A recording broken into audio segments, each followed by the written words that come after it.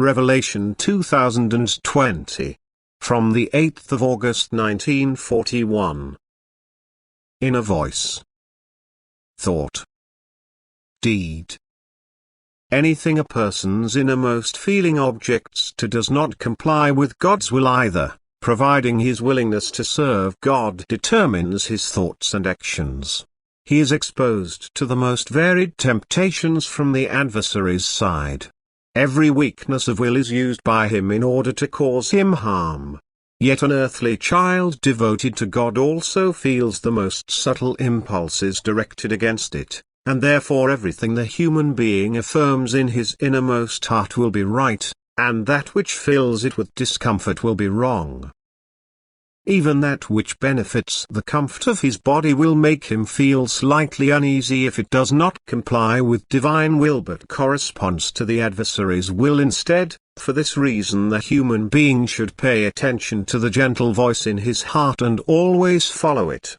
Each action originates from a thought, and the thought is the influence of a good or evil power on the person. The thought is the spiritual flow of the power the human being hands himself over to. And the thought is followed by the deed with the use of God's strength.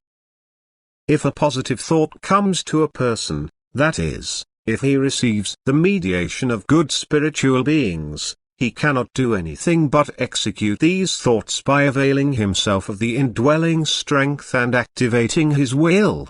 The more unresisting good spiritual forces find a person, the more diligently he performs his occupation.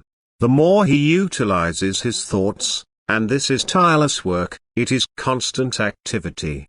And if the human being lets the good thoughts take effect in him, if he listens to the good spiritual beings, he can only carry out good deeds. However, unscrupulous people also accept the transfers by evil forces and also activate their will by committing bad deeds.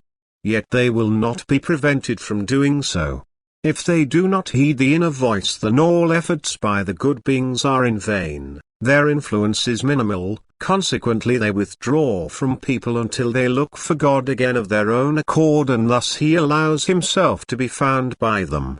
If a person's striving for perfection is great, he will also recognize whether the inner voice gives him the right advice, and he will also feel what he should reject, for God gives the striving person the right understanding. And he should only pay attention to his innermost voice, for he will be guided right at all times.